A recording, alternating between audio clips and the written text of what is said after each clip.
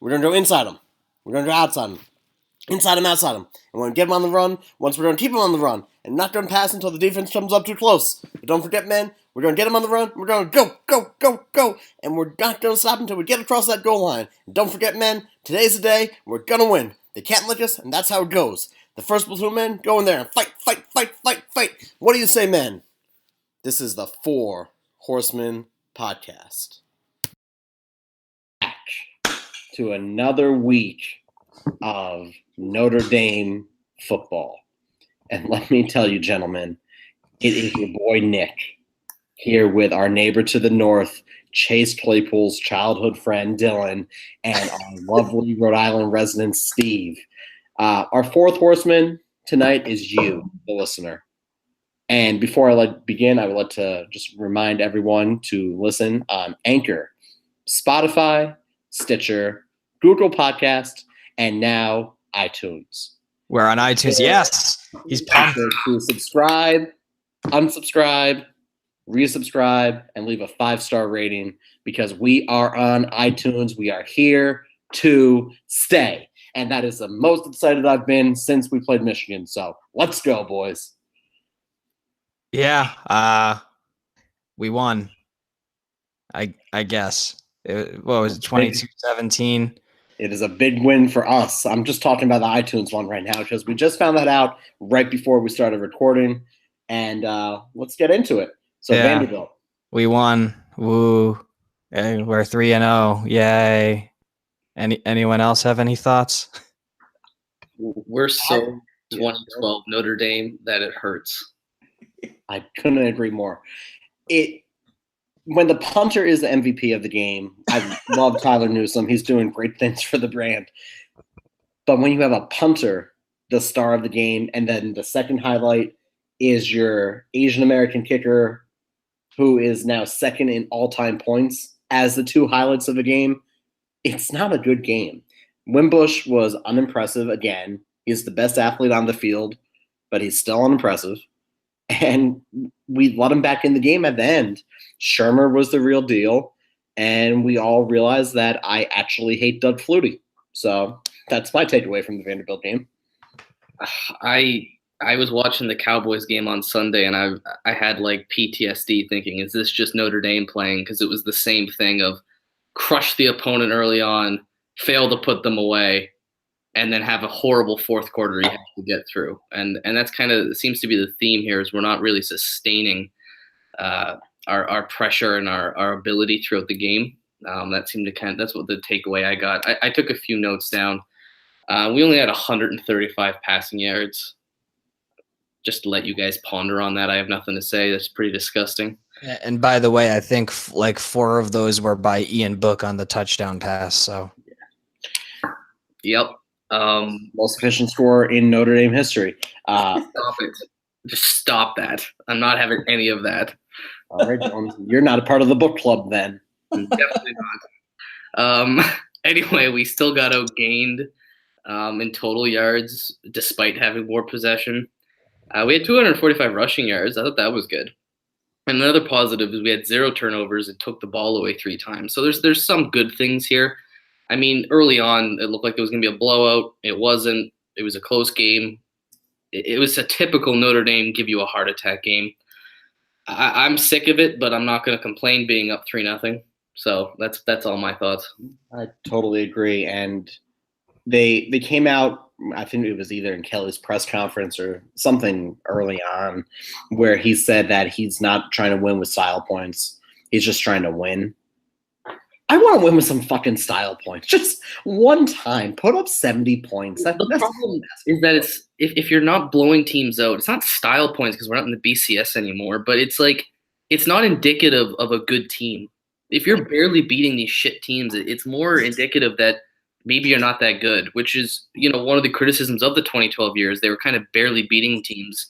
Were they that good? I think they were, but, when it got to a good team like Alabama, it turned out, we weren't that good. So that's more or less what I'm kind of worried about with these performances. It's not, I don't care if we look good. I care more about how are we as a team. Yeah, I would tend to agree with that. But really, ideally, if when they play Syracuse at the end of the season, I would like to see a 70-point win there, just because I'll be in attendance and I'd be the happiest camper alive. But it's just Brian Kelly's Brian Kelly. He's going to be that same coach that he always was, and it's the same old Kelly. Let's win a game and let's go to the next week. But we blew out teams last year, didn't we? For a fair portion. For a fair portion, but that was with Josh Adams, and we had no Dexter Williams this year until next week. So if we can survive this 4-game stretch without our most proficient runner, and really with Tony Jones and my boy Jafar really coming into their own, yeah, I think we'll be fine. I will say one thing to you, P-Wag, and I might be cheering for Syracuse in that game, given how hideous those fucking jerseys are. All right, you're a Red Sox fan in Canada. Anyway, next point, 4 horsemen of the week. We touched on it before. Steve, you got yours? Yeah, I guess. I'm just it's just so depressing, man. We just literally can't put a team away. Up 14-0 against Michigan. They come back.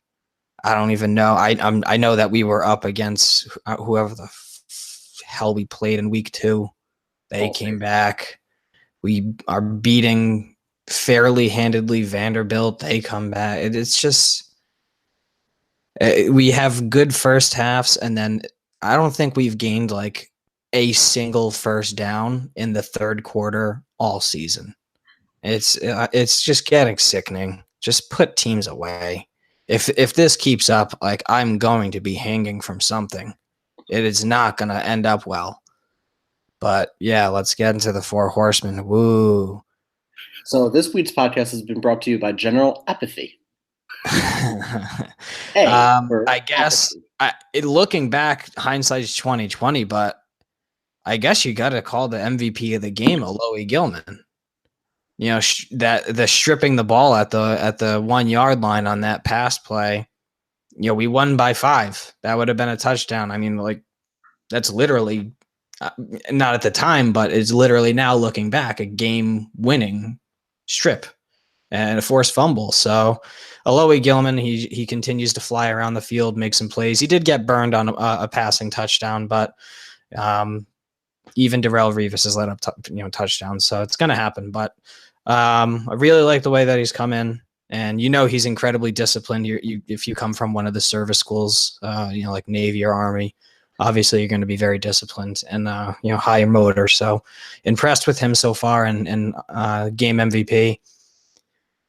The other horseman, Tony Jones Jr. Yeah, he's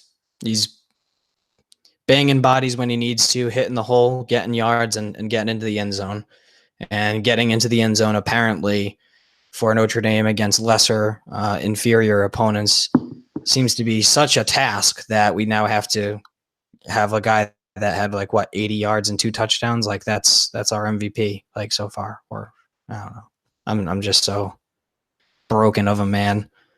And then last but not least, Drew Tranquil. He's my 3rd and final horseman because I don't believe we deserve a 4th horseman. The 4th horseman are the fans that had to endure that despicable showing.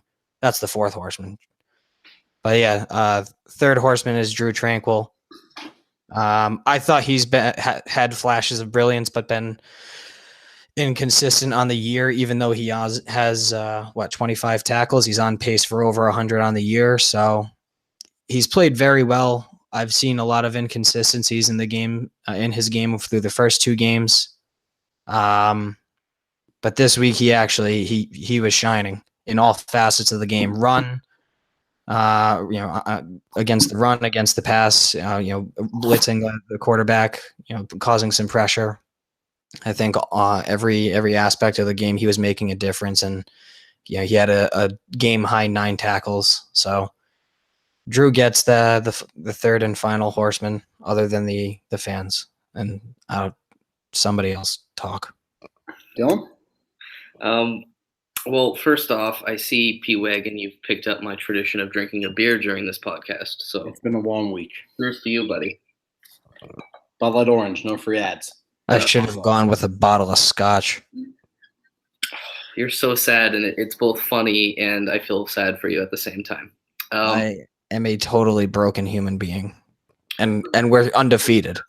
That's what Notre Dame does to us. I will say this. How hilarious is it that we've struggled with Vanderbilt and Ball State more so than Michigan? That makes me happy. I at least take pride in that. I'm happy with it because really I hate Michigan. But there's no way around it. That wasn't a good performance. We didn't look good. But I put together 4 stars or 4 horsemen. So I'll start off with Tyler Newsome. I really hated putting him in here because I don't believe special team players should really be your star players ever, but they were that week. 59.6 average, which is a Notre Dame record, and along a 63 to ice the game. So that was pretty impressive. That was a rocket, by the way, as a former special teams coach myself. That was the perfect punt. I watched Pat McAfee's video of it multiple times. It was literally one step and just a friggin' bomb. I loved every minute of it. At least 3 people got pregnant on that play, at least. Just from the mullet. Yeah.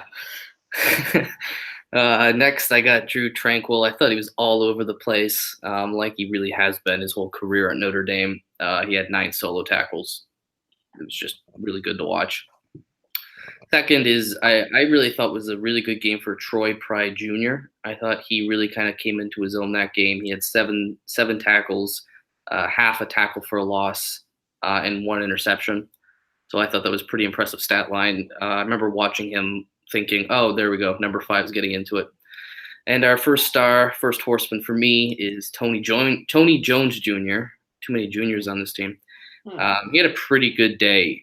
17 carries, 118 yards, 6.9 average, and then he had 2 receptions for 56 yards. So really pretty impressive with him, but the team wasn't good. And that's really all I have to say. Mine kind of reflect everything that you said. We all watched the same game. I only watched this once. Didn't even watch the icon on it, besides Tyler Newsome's speech at the end. Gilman's obviously my first star. He's a man rocket. And I also had the Alohi means goodbye tweet after that whole situation happened. Only 2 people liked it, so we're really going to have to work on our backyard baseball references starting next week. So get ready. Second, Tyler Newsome. He's never punted before he got to Notre Dame. He was offered at a camp that Notre Dame had, and he told Kelly, he was like, "Hey, I've never punted in a game, but if you trust me, I'll do this for you." And he's a captain too, so it's wild that he's going to be a star in the NFL. But having that game that we needed him for Vanderbilt, I would expect this against like a Stanford or, even later on with a USC, but Vanderbilt, whatever. And then finally, Justin Yoon, number 2 all-time in all-time points, passes Kyle Brinza, famously of his 5 field goal game against Rutgers in the Pinstripe Bowl 2013. And, he's consistent, but he didn't miss a kick. So I feel kind of awkward giving him this spot, but he's good, not great, but he's consistent. And really that's what you're looking for in a kicker. So 3rd star him, and 4th star, all of our people who listen. Be sure to listen on iTunes, much easier to get onto. Subscribe, like, 5-star review. I love that shameless plug right there. I mean, I'm working on it. Next career is going to be plugging things. Next up is the recap. The teams, it was an interesting week. Wake Forest lost 41-34 to Dylan's Boston College Eagles. Hold on. They're not my Eagles. I'm just the only one defending them out there and saying they deserve a top 25 spot, which they finally got. That's all I'm saying. It's all good. Chestnut Hill is a lovely place to live. So they lost 41-34. Stanford, they won 30-10 over UC Davis. They play Oregon. That's going to be a really good game, I think. Hopefully Oregon beats up on Bryce Love a little bit. He was out with an undisclosed injury. This guy is a China house. You get him in there, he's going to break. And I don't get it. I'd like to make a point there that this is completely unrelated, but it bothers me. And this is the problem with polls is that they're based week to week. So obviously Stanford jumped us. But here's the thing. They jumped us because of that USC win. USC lost last week. That USC win isn't good anymore. That's a 2-loss USC team. But they're still ahead of us, whereas we beat a ranked Michigan team. So it bothers me with polls that it's week to week like that because really your win earlier on looks worse now. So Notre Dame should be ranked ahead of Stanford. That's just my pet peeve that I had to just say in there. So apologies. And Bryce Love is made of glass. Steve? He's coming off a concussion, right? They didn't have the injury disclosed, so it's going to be pretty interesting to see how they use him against Oregon. Hopefully, # fans with sources. Oh, okay. We break news. Bryce Love concussion at Steve Campy. Virginia Tech played the Hurricane and not in Miami. They were postponed against ECU, and they probably would have got beaten by ECU. Go Pirates. Do you mean to tell me that when you're about to play in the Hurricane, you don't have to play the game and you can postpone it? Wow. Somebody tell someone at Notre Dame that. Yeah. Someone tell that to Deshaun Kaiser. Oh, my God. When he played against the Packers, I have flashbacks. They played Old Dominion now, so it's really like having 2 bye weeks in a row. Pittsburgh, they beat Georgia Tech. That's actually a surprising and very nice win for them. I'll eat my hat on that. I thought Georgia Tech's triple option was really going to run the table on Pittsburgh, but they played well. I was very surprised by that. They played North Carolina now. That should be 2 wins in a row for them. Navy played Lehigh, and then now they have SMU. So run and shoot versus the triple option. I think SMU still runs the run and shoot. I hope they do.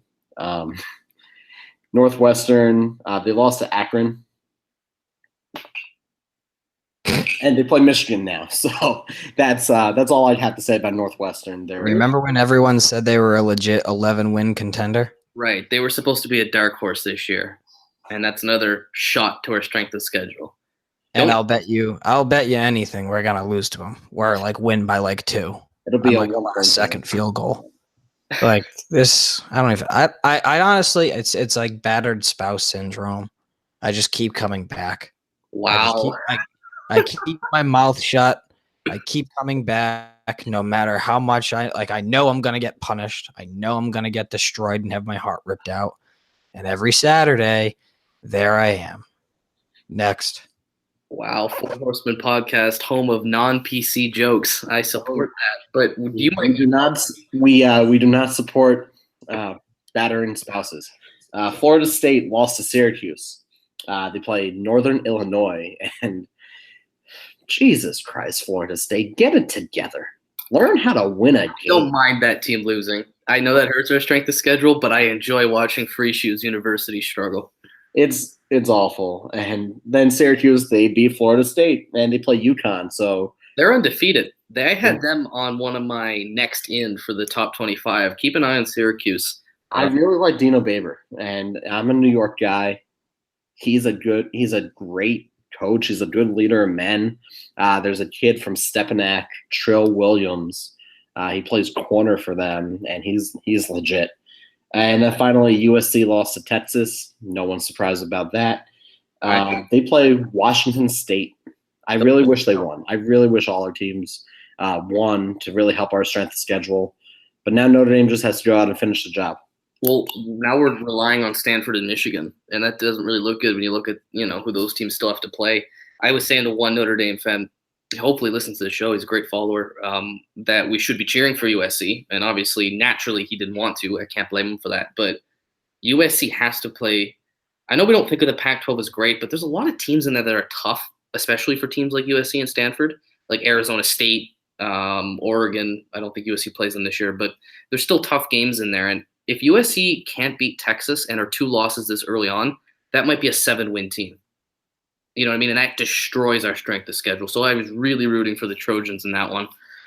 And but really, since we're out of the BCS and we're not using that convoluted computer system anymore, I know strength of schedule matters and all that stuff, but if you have an undefeated Notre Dame team who's beaten up on these 7-win teams, 6-win teams, 0-win teams, all those type of numbers, how much is that strength of schedule going to matter if they're undefeated? Not at all. Not at all. I'm just preparing for a one loss in the event that it is. The precedent was set, I think, with Wisconsin last year, where let's say, even though our schedule is nowhere near as bad as that, but let's say worst case scenario, everyone we play is just falls off the face of the earth. Wisconsin was still getting in 12-0 or 13-0. And that's was if they lost the game, they were out. As soon as they lost the game, they were out. That's why we need teams to hold it, because if we do, we want to still be able to sneak back in. Right. That's why I'm just so down, is because I know that 12-0 doesn't matter the strength of schedule. The stronger the schedule, the higher the seed, which means in theory, we would play the easier team, which is great. But realistically, we're probably going to be a 3 or 4 seed, which is fine. It is what it is. If we go 12-0, why I am just so destroyed as a human being and Notre Dame fan is because I know the loss is coming. I know the other shoe is going to fall. I don't know when. I know I'm going to step on a landmine. I don't know when, but I know it's going to happen. And we're just literally marching towards death at this point. And that's why I'm just like, my heart's, Saturday, I'm going to have my Notre Dame shirt on, one of the 32 that I own. I'm going to have a 6-pack of beer, watching the game, clapping for every first down and jumping around my living room. But make no mistake about it. I know that I'm dead. I'm dead. Cautious optimism. That's all we really have to have. And unfortunately, we're all in the same boat. It's ridiculous that I was talking to my grandpa. He's a big listener of this podcast as well. Shout out, Papa. I know you're listening to this right now. He told us to keep it under a half hour, so I'm going to try to do that for him. But we're talking after the game, and me and him texted during the game, the whole game. And he told me, like, it's almost embarrassing that you're not happy after a win. No other sport are you upset. If the Yankees win tonight and beat the Red Sox, sorry, Dylan. That your whore mouth. You'll be happy. But with Notre Dame, you win and you're just left with this feeling of nothingness. It's not good. It's weird. It's a weird fan base. That's why. It's a really weird fan base. We're not normal. I mean, as much as I love Steve, he's so negative that it's kind of funny. You ain't seen nothing yet, buddy. It gets worse.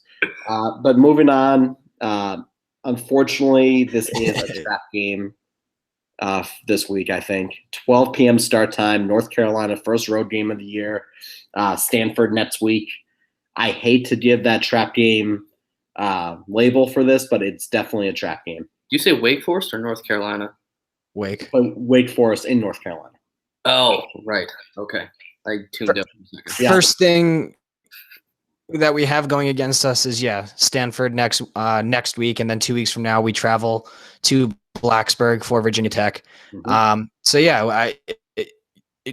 I believe it was Tony Pride who actually did come out and just say flat out, like, we overlooked Vandy. We are your teams. So are they going to do it again on the road? And another gripe that I have with the world in general, 12 p.m. noon, 12 noon start time. Like, it's a Saturday when it's going to be nice out. I want to get my 7:30 tee time in.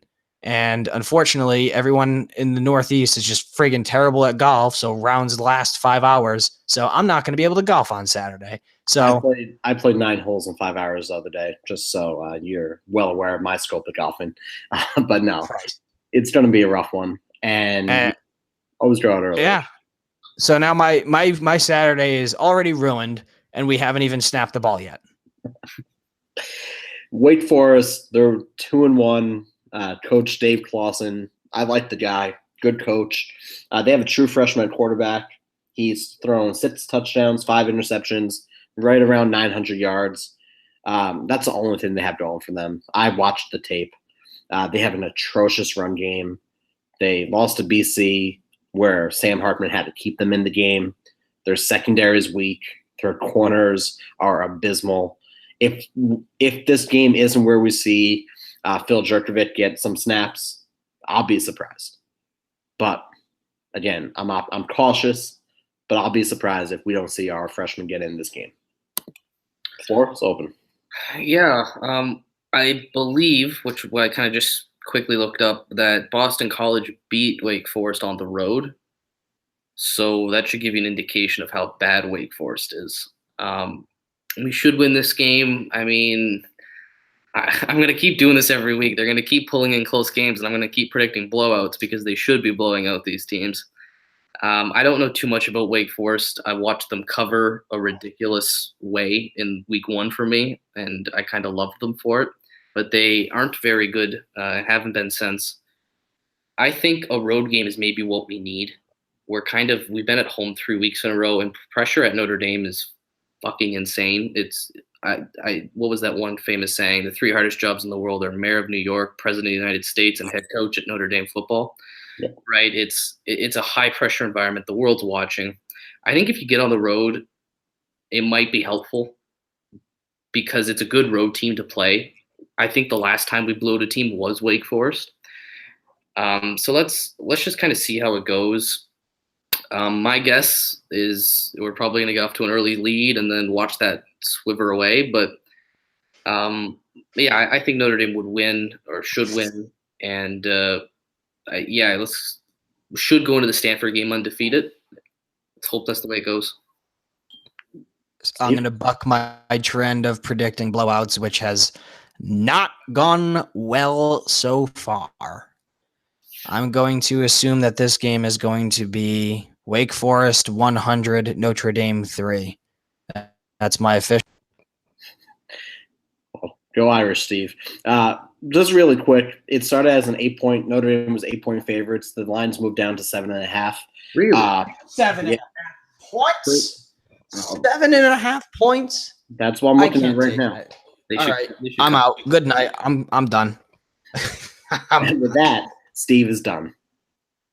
So really, Dylan, just to finish up with you, because Steve was a little cranky tonight. No, looking at the line right now, as of 10:08 p.m. Wednesday, before the game, they're still at 7.5 points, which is almost embarrassing. Like, they're gonna cover that. I think. I sure hope so.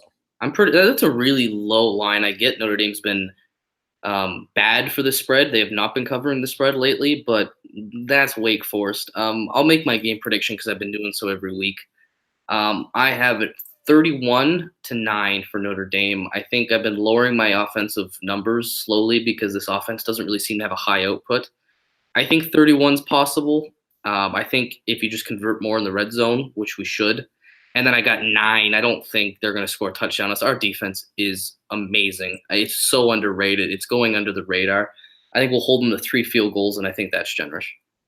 Yeah, and I mean, if they don't at least cover the spread, I'll be doing the same thing Steve just did. I'll leave. I'll go sit in a forest preserve somewhere for the day. I don't know where there's one near me, but I'll find one. I'll go up to Canada if I need to, Dylan. And what's remarkable is I'm looking at the line 7.5, and the over/under set at 60. This math doesn't work out. Like, I have a whiteboard here, and you're saying that Notre Dame's not the line's 7.5. All right, so they're saying what it's going to be. I can't even do the math right now. 35-28. That's 7 points, right? If Wake Forest covers. I'm doing math as we talk right now. I'm like a beautiful mind. That would be 63. So they're saying, 35-28 win, a 7-point win with Notre Dame scoring 5 touchdowns. That's possible. That's ridiculous. I mean, unfortunately, I almost want to hammer the under there. Well, exactly, because here's the thing. We've been underperforming offensively. That's why games have been close. The defense has been amazing. Our defense is great, and the scoring defense has been really, really low.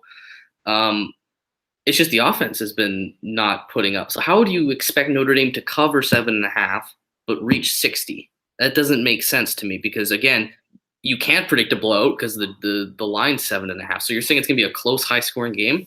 That's ridiculous. I'm telling people right now who are listening for betting, take Notre Dame to cover 7.5 or whatever odds you get it at, and take the under. Because I don't think Notre Dame's going to give up points, and I don't think Notre Dame's going to score enough to make up 60. Are you kidding? Like, I have Wake Forest scoring 9. Notre Dame's not scoring 51 points. It looks like, just real quick, and we'll end on this note. They're predicting on OddsShark the score would be 34.8 Notre Dame to 33 Wake Forest. They're saying the under is definitely going to hit in that regard, even though the math doesn't work out with the computers. The over-under started at 53.5. It opened at 53.5. It's gone up. It's gone up to Bovada's at 60, 5 Dimes 60.5. So they're hammering. They're predicting Notre Dame's going to, and Wake Forest are going to at least score 53 points. But at the same time, the spread started at 6.5. Bovada has it at 8 right now. So it's really interesting to look at the line history. If you look at the line history, it's really interesting to see where the public is going with this, with these points, even though the odds makers are totally ridiculous with 53.5 points. Notre Dame won't hit 60. I'm hoping I'm going with a 59-0 blowout of Notre Dame over Wake Forest. 59-0. We're going to score points. Phil Jurkovec is going to get his first time on the field. Here's my official prediction. I've crunched the numbers. 59-0 Notre Dame win. 3 touchdowns for Brandon Wimbush, 2 throwing, 1 rushing. 2 touchdowns for Ian Book, 1 throwing, 1 rushing. Most prolific scorer in Notre Dame history. 1 touchdown each for Jafar Armstrong, Tony Jones Jr., and Phil Jurkovec will get his first collegiate snap, which will be a touchdown. I'm not sure if it'll be rushing or throwing. There will be 1 defensive touchdown during the game, and we will miss 1 PAT. 59-0. Book it. Put it in the books. Irish to cover. Irish to go under. Go Irish. Beat Wake Forest. Let's go. Subscribe, like, 5 stars on iTunes. This is the 4 Horsemen podcast.